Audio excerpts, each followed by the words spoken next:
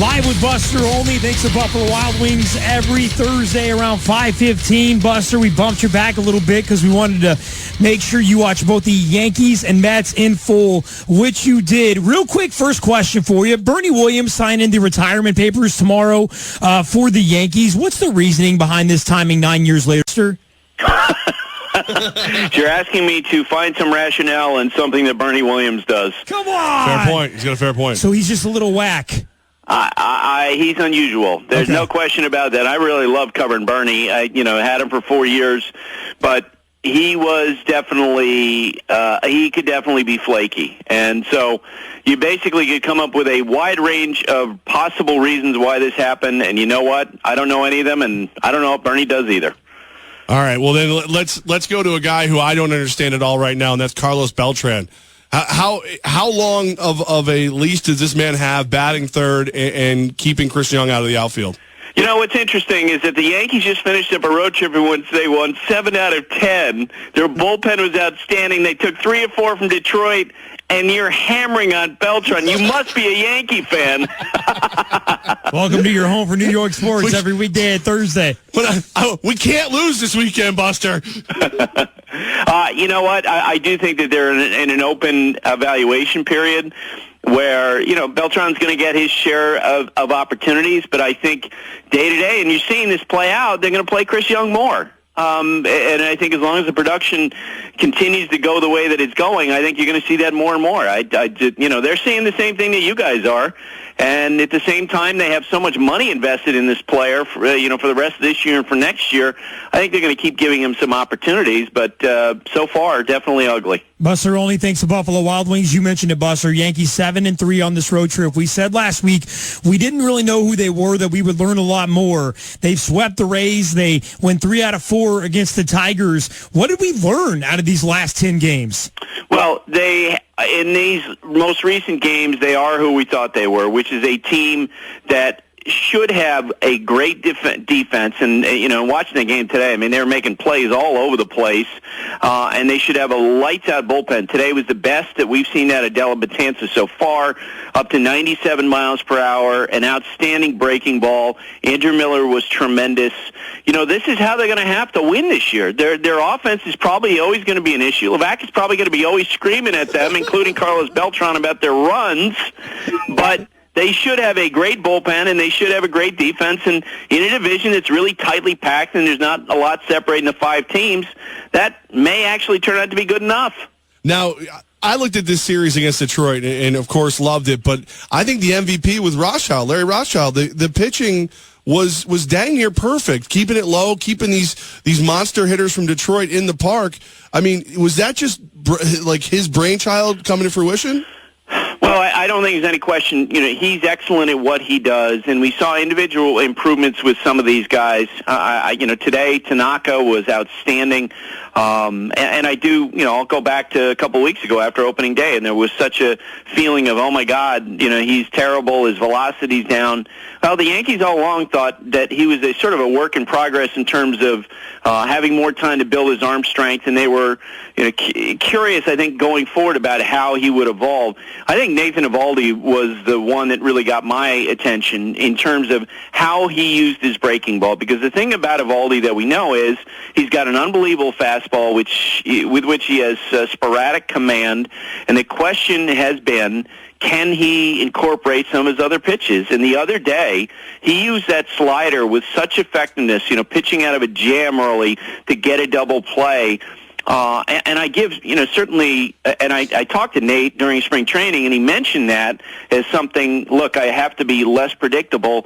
But I think when you watch the byplay between he and Brian McCann, it's pretty clear that Brian McCann, who's a really a friendly, collegial type of personality, probably was very encouraging to Eovaldi. Say, hey, we'll find a way. You got great stuff. You're the man. And you could see sort of that body language exchange between the two. And Eovaldi's a deferential guy. He's an interesting wild card for the staff because his stuff is so good. Buster Olney with Armen Levack. Thanks to Buffalo Wild Wings. Didi Gregorius with another error last night. How concerned should we be about Didi and whether or not this guy's a legit major league shortstop? Well, I know that first off, he definitely is legit shortstop in terms of his talent.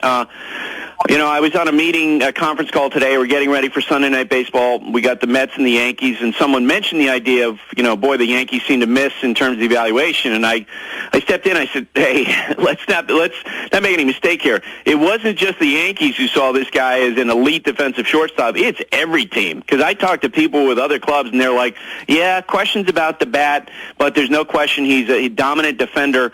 And he's been terrible, guys. And I was trying to come up on the conference call we had today with a name of other defenders where they went from being really great to really bad, besides throwing issues. This is not a Chuck Knobloch situation, but in terms of fumbling the ball, the instincts, throwing to the wrong place, he looks like he's thinking a lot when he's playing. And Kurt Schilling brought up on the call Edgar Renteria when he joined the Red Sox, where he struggled. And that's the way it feels watching him play. Now, the Yankees, people that I've talked to, they feel like, hey, it's early. Other players are encouraging him. They think he'll work through this. But this is about as acute as a defensive slump for a guy who's supposed to be a great defensive player as I've seen. Wow. Buster, when we look at A-Rod and the situation with him, he's playing well, hitting home runs. As he hits these milestones and they have to pay out the bonuses, are they still going to fight it? And when does this happen? Does it happen during the season or after the season? Well, they are going to fight it. They're not going to pay him the bonuses. And there's really only one that'll be in play this year, and that's when he passes Willie Mays with 660 homers, $6 million a pop, and the Yankees are just not going to pay it. And it's going to wind up going to an arbitrator that probably is going to take place during the offseason. But, you bring up a good point about sort of how people are going to react to this because, my goodness, it's not only that number, but he's going to get hit number 3,000 this year, and he's going to become the third player in the modern era this summer to drive in 2,000 runs in his career. The only other two are Babe Ruth and Hank Aaron, and it just seems like it's going to be met with a lot of silence. I still think from talking with people around baseball, especially after last week when he hit that 477-foot homer against the Rays, no one knows how to react to him because, let's face it, what he's doing doesn't make any sense. Because not only is he the Yankees' best hitter, but he's one of the best hitters in baseball, and he's 39 years old, and he's had a year off. So going forward, and I really have taken the approach of, I know nothing, I presume nothing, I'll just tell you what his numbers are. Buster Olney thanks the Buffalo Wild Wings with Armen Levack on the team. And Buster, I know Mets fan has got to be mad at us right now that we've gotten to this point and we haven't talked about the New York Mets. 11 straight wins, 13-3 for the first time since '86. And Buster, they have 6 injuries since the start of spring training. One guy that's suspended for 80 games. How are they doing this right now?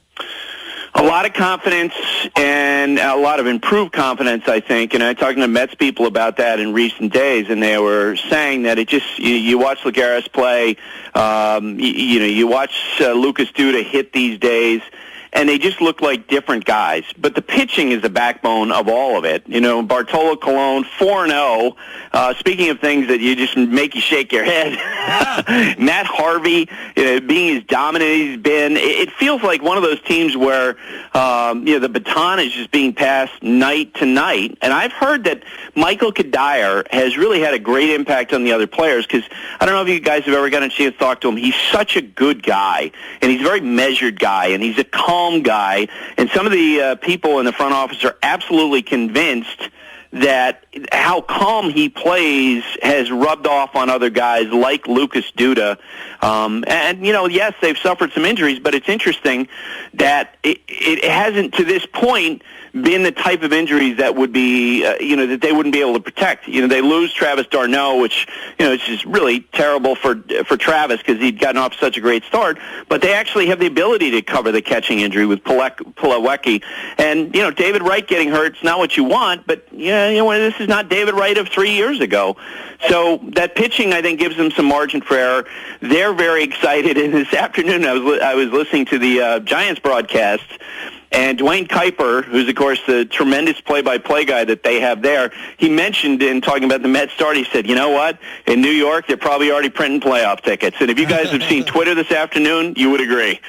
Yeah, no joke. And Buster, tell us about Familia, the fact that he came in today, got the MLB best 8th save. I mean, the confidence that gives when you have a closer, by the way, not supposed to be the guy that goes out there and he's becoming the guy. No, No question about it. But, as I mentioned, going into spring training, we had our various narratives about what the Mets could be. And I'm telling you, people in that organization, people on the team, right from the first days of spring, they thought that they had something special that was building. And it seems like it continues to build. They certainly have a lot more weapons than maybe we thought at the beginning of camp.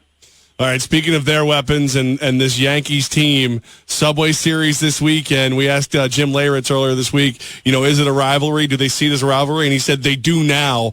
What are you looking for out of this series? What do you expect?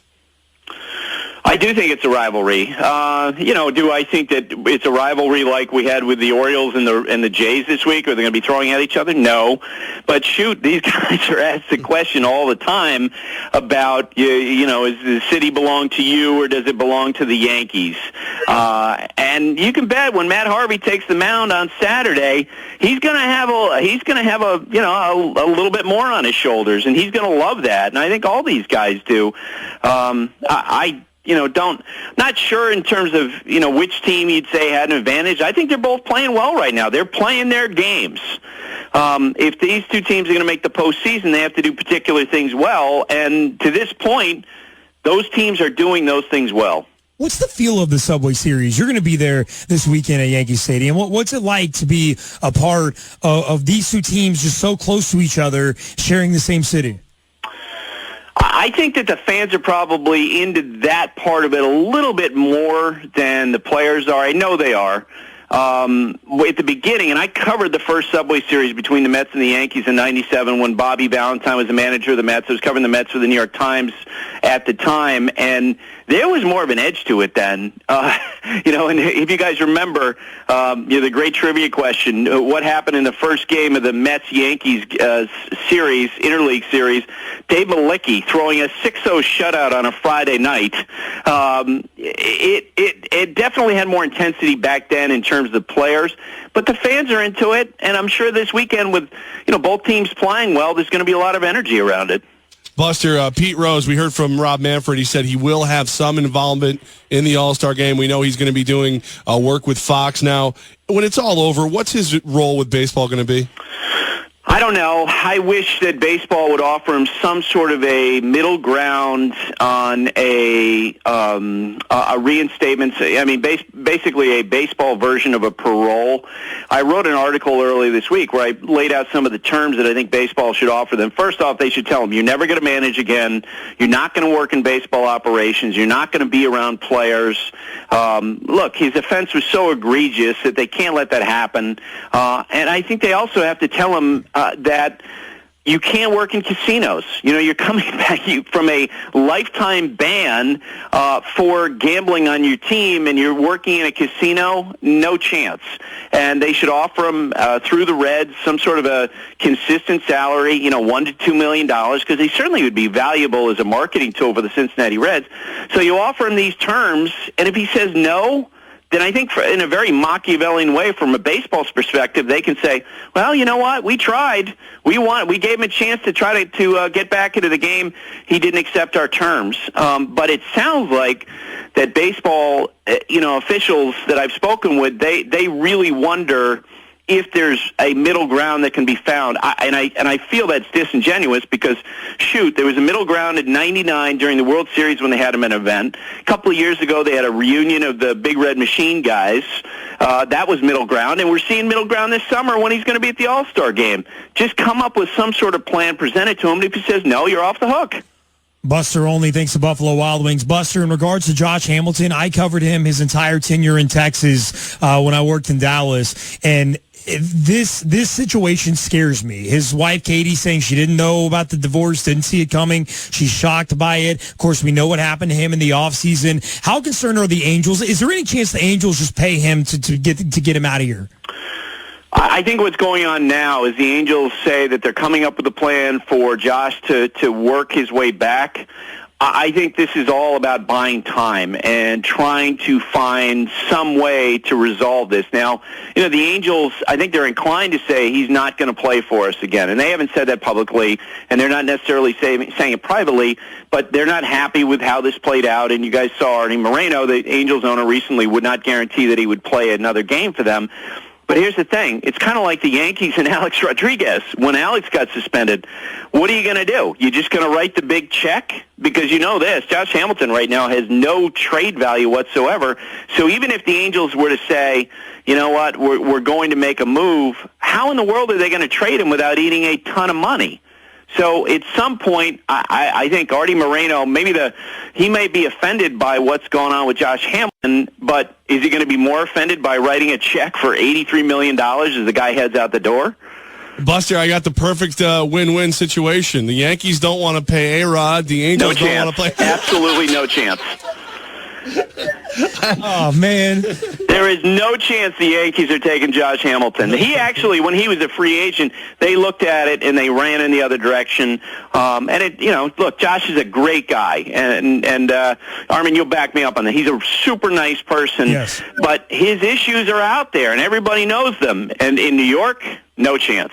And as well as A-Rod's playing, no chance they trade him, right? Because there's too much money. Yeah, I mean, I think that if they could, I think they'd love to find some way to get out from underneath the A-Rod situation, but it's not going to be to swap for a guy who's got the sort of issues that Josh has had. Buster Olney, it was a blast, man. Glad you got to watch the Yankees-Mets today and then join us afterwards. This was fun. We appreciate it. We'll talk to you next Thursday. Okay, guys. I'll be looking for your Yankee hat during the broadcast. Oh, no chance. Oh! See you. See you, Buster. That's a nice try. I had to try. That was a really nice try. If I convert Buster Olney to a Yankee fan, even for 5 minutes, all my Yankee fan brethren will come out of the woodwork and they will lift me to their shoulders and walk me off into the sunset.